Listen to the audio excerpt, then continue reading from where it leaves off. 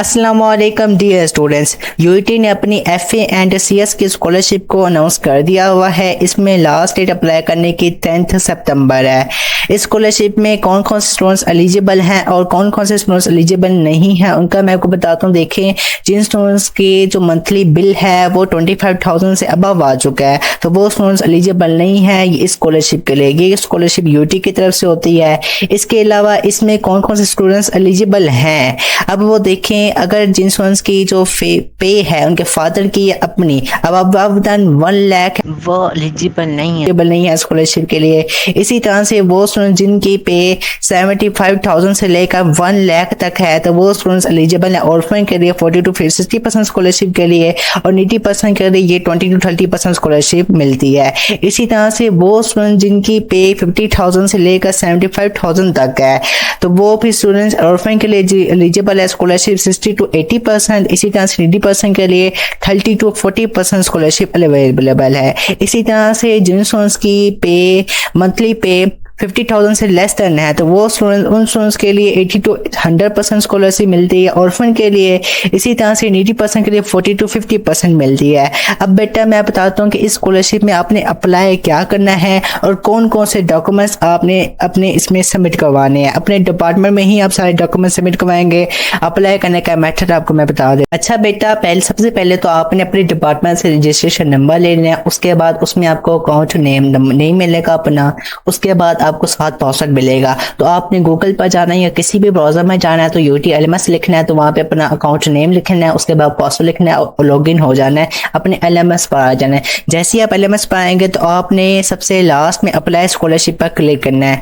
जैसे ही आप स्कॉलरशिप पर क्लिक करेंगे तो क्रिएट पर आपने क्लिक कर देना है। आपने स्कॉलरशिप कैंपेन के नीचे स्कॉलरशिप यहाँ पर लिखा होगा तो साथ ही आपने यहाँ पर आ जाना है। यहाँ से आपने इसको थोड़ा सा नीचे कर लेना है और यहाँ पे आपकी जो स्कॉलरशिप है एफएनसीएस वाली वो फी concession for needy and deserving student of BSc session 2021, 2022, 23, 23 and 2024 के लिए है। यानी कि 2024 के स्टूडेंट्स भी इसमें अप्लाई कर सकते हैं।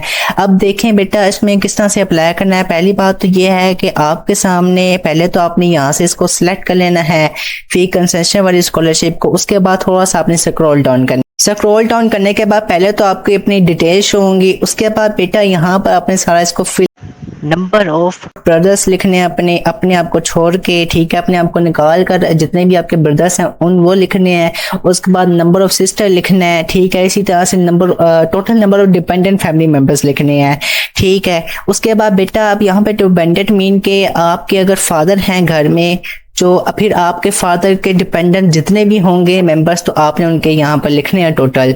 उसके बाद बेटा यहाँ पे इनकम डिटेल डालेंगे, फादर गार्डियन प्रोफेशन लिखेंगे। उसके बाद फादर गार्डियन मंथली इनकम लिखेंगे।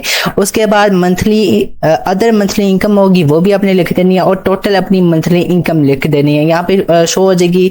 आपने बेटा यहाँ पर अपने फादर का प्रोफेशन लिखना है। उसके बाद अपने फादर या गार्डियन की मंथली इनकम लिखनी है और अदर मंथली इनकम जो भी है वो यहाँ पे आपने लिख देनी है। उसके बाद बिल एक्सपेंस डिटेल में देखा जाए तो इसमें बेटा इलेक्ट्रिसिटी बिल आपने लिखना है। आपके इस मंथ का अगर आ चुका है तो वो आपने लिख देना है, नहीं तो आपने पिछले मंथ का लिख देना है। इसी तरह से आपने गैस का बिल और आपने बेटा वाटर बिल लिखना है। बिल एक्सपेंस लिखनी है, इसकी डिटेल आपने देनी है। इसी तरह एक्सपेंस डिटेल्स में आपने अदर मंथली एक्सपेंस लिख देने हैं, ठीक है बेटा। इसमें एक्सपेंस लिखने हैं और टोटल ईयरली एक्सपेंस यहाँ पे आपके शो हो जाएंगे। इसी तरह से बेटा यहाँ पे आपने अपना जो परमानेंट एड्रेस है वो लिखना है। उसके बाद एजुकेशन डिटेल्स में आपने ऐड एन आइटम पर क्लिक करके तो बेटा यहाँ पे आपने अपनी मैट्रिक के मार्क्स लिखने हैं और अपने इंटर के मार्क्स लिखने हैं। इसी तरह से यहाँ पर एसेस्ड डिटेल में देखें तो यहाँ पर तो आपने कुछ भी नहीं लिखना और अदर स्कॉलरशिप में आपने कुछ नहीं लिखना। बस एजुकेशन डिटेल में बेटा आपने अपना मैट्रिक लिखना है और इंटर लिखना है। उसके बाद उनके अपने जो इंस्टीट्यूशन होगा वो आपने लिख देने हैं, ठीक है। उसके बाद अपने मार्क्स लिख देने हैं अपने मैट्रिक के या इंटर के। उसके बाद बेटा आप यहाँ पर आपने टॉप में सेव कर देना है। सेव करने के बाद इसका प्रिंट निकल आएगा। इसका आपने प्रिंट निकालने के बाद अब आपने इसका प्रिंट निकलवा लेना है किसी भी फोटोकॉपी शॉप से। उसके बाद आपने बेटा आपके पास सामने ये फॉर्म का पूरा प्रिंट होगा जो आपने जो है फिल कर लिया है।